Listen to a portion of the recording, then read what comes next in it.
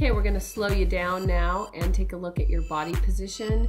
You notice when your right arm comes forward, your upper body moves to the left, and your body kind of snakes back and forth. You can also see your legs right there, wide and far apart. So your body just needs to stay in a straight line instead of your upper torso going back and forth. And that's a lot of core that comes into play.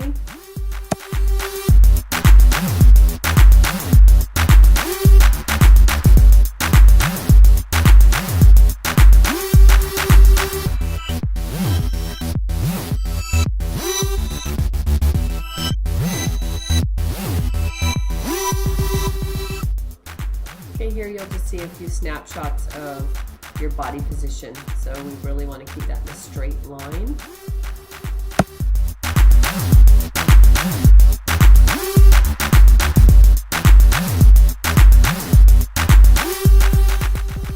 Okay, here we're looking at your arm entry and how much your entire arm hits the water instead of keeping a high elbow and just entering and slicing through the water with your hand. So especially your right arm, you'll notice right there your entire arm is entering the water, which is causing a lot of drag. So you want to keep that elbow high like that and enter with your hand only. There's another snapshot of what it should look like.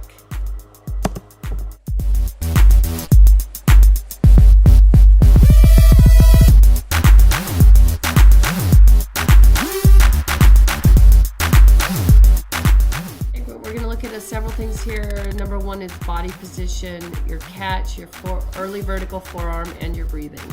So slowing it down, you can see your body position from your waist to your toes is angled down. You should be in a straight line parallel with the top of the water. Your catch, your hand when it comes in, fingertips should go directly pointed towards the bottom of the pool for the catch, and your elbow should be bent for early vertical forearm. Your head should also be facing towards the bottom of the pool. Here, if you look at your right arm entering the water, your left arm is already below you. It should be in the forward quadrant of your body, so you need to work on the catch-up stroke there. You've stroked too soon. Here, if you look at your breathing, your right arm is pushing down to get your head out of the water. You should be relaxed and your arm should be parallel with the water when you're breathing. Here again, straight arm coming down. You don't have any vertical forearm there. Your legs are spread apart and you're breathing there. So you're pushing way down to get your breath. Here, if you look at your body position again, look at this body position and the arm coming in. Both arms are up for the catch-up stroke. Here again, you have a straight arm pull, lacking the bent elbow. And here, look at your right hand. It is flat. It should be completely pointed towards the bottom of the pool like this. You see her hand pointed down and her elbow bent. You've got no bent elbow and your hand is just following your arm down. Here we're going to see another bent elbow underwater with a great catch. Here you've got the you're stroking too soon. Your hand is just entering as your arm is underneath your body. Should be straight out in front of you.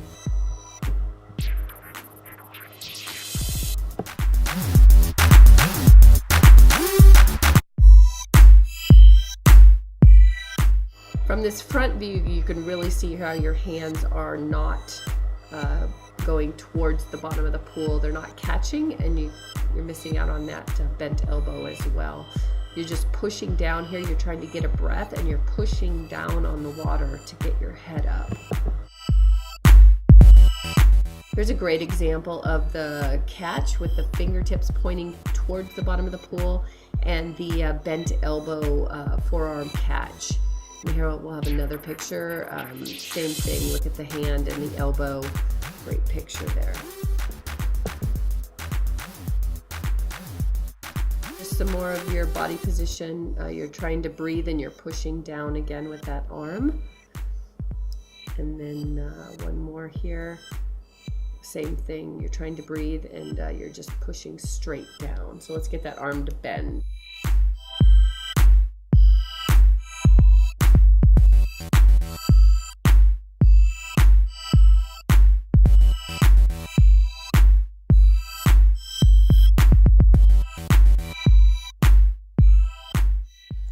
Randy, the biggest difference you'll notice in these new videos is your catch-up stroke versus the windmill type stroke, and more body rolling. And in this first one, you're working on your EVF stroke. If you notice, great catch up there. You've got a great catch with your hand, but you're still not quite keeping the elbow up underwater right there. You notice great catch with your right hand facing the bottom, but then you want to keep your elbow up and continue the stroke where you're dropping your elbow underwater here, and it's following through. You want to keep that elbow high above your head. So same thing with your left arm as well. You're getting better rotation.